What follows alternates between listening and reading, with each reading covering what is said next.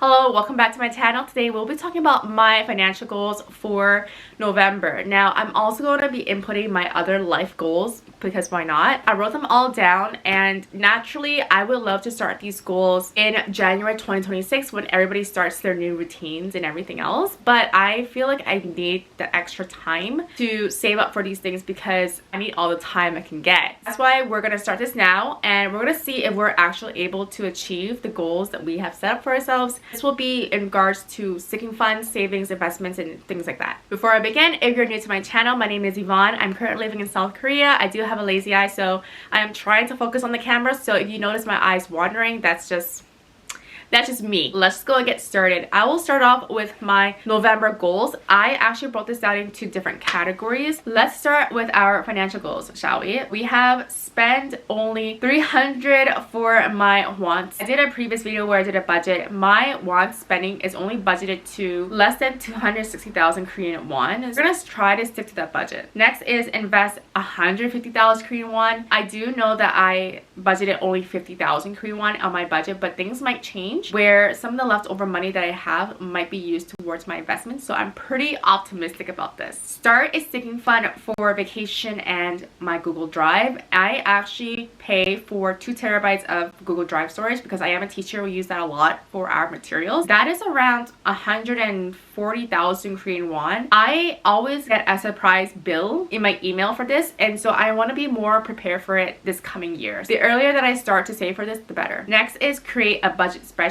I do currently use one that I bought off Etsy. I'm not very happy about it. I love working with Excel, and I feel like I can push myself to create a budget that works for me, but that is kind of like something that I have to think about later because I have to think about the functionality, especially when it comes to credit cards. That's not going to be something easy to build, but I'm willing to try. Start a sticking fund for the cats. We actually had one previously, but my cat Ricky ate a piece of string. We rushed into the vet. We paid a vet bill of 800,000 Korean won for it. So it's all just a matter of having to replenish that. So we might have to use my partner's portion of his family expense money to help replenish that sticking fund. No spend weekdays unless for special things. Monday to Friday, I try not to spend on anything unless it's for a special occasion. I've been really good with this in October, and what actually happened was I had to meet up with a friend on a Friday, and obviously that was not part of my no spend on weekdays rule, but because it was something that I don't often do, I kind of felt like it was warranted, and so that doesn't really count. Next, we have 1 week of no spend. Now Kevin is gonna go on a business trip to India for a week, and that's gonna be my time to just chill and relax and not do anything, because we'll have one day where we actually go out and one day where we stay in during the weekend. And because he'll be gone for an entire week, I can just use that week to just stay home. The weather is getting colder. That's gonna be the perfect time for me to start this challenge. Moving on to my health goals: Pilates twice a week and gym twice a week, hoping to stay active 4 out of 7 days of the week, and I think that's a pretty good balance. Drink lots of water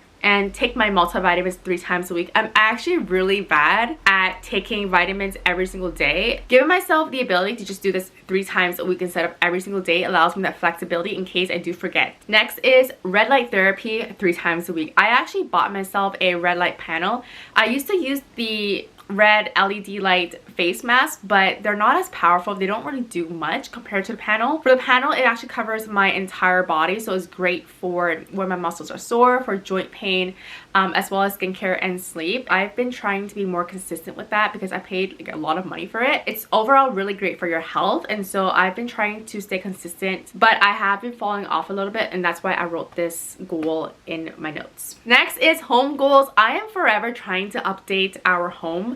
We are 2 people with 2 cats living in a very small studio apartment, and that means that a lot of our stuff gets cluttered very quickly just due to the lack of storage space. For my home goals, I have changed my monitor position. Like, my desk is causing me to have posture issues, and so I need to change where my monitor sits. It's currently on like a tripod type of thing, and it's really difficult to adjust. Next is stock up on band-aids. My partner has, I think they call it atopy in Korean, but basically it's like eczema on your fingers, and he always bleeds. Like, he always cuts himself super easily. His skin is very thin. We go through band-aids like crazy and we always run out. I need to make a goal to have a really big band-aid supply. Throw out all uneaten snacks. We have a crazy amount of snacks in our kitchen right now because my trip back to Canada and all of his business trips, my partner's business trips, he brings home a lot of snacks, and our parents send us a lot of snacks as well. I'm actually not the type of person to eat a lot of snacks. We have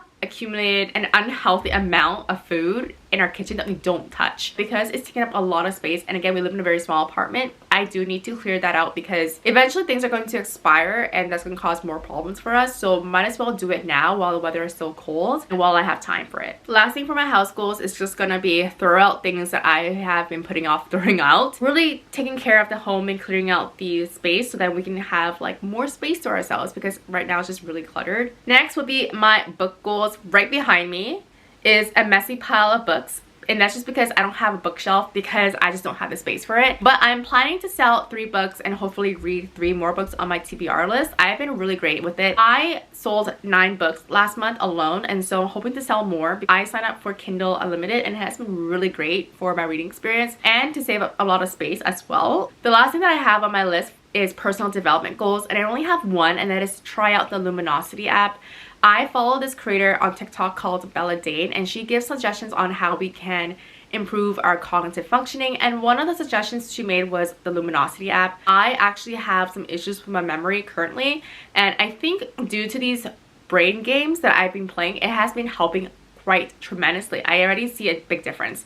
I started off with Sudoku, and now let's see where Luminosity takes me. I haven't had the time to explore it just yet, but I'm willing to try it out. Now we're going to dive into the sinking funds that I'm hoping to start contributing to either in November or December. First, we have Google Drive. I have to save $119,000. Next is my gym membership. It is currently at I think $600,000 to $700,000. It really does depend because the price is literally secretive. They change the price every single month depending on what type of add-ons that you have. We pay for our lockers there, and we also pay to use their clothes, and so that adds an additional fee to our baseline membership fee. So I'm not exactly sure how much that will be like in total, but I do aim to hopefully save 700,000 Korean won for 2026. Vacation, I need to save up 4,500,000 Korean won for this, and that is because the tickets themselves are 2,500 for one person, one round trip, so it's quite expensive. The rest of the money is going to be spending money while I'm over there. Pilates, 1,500,000.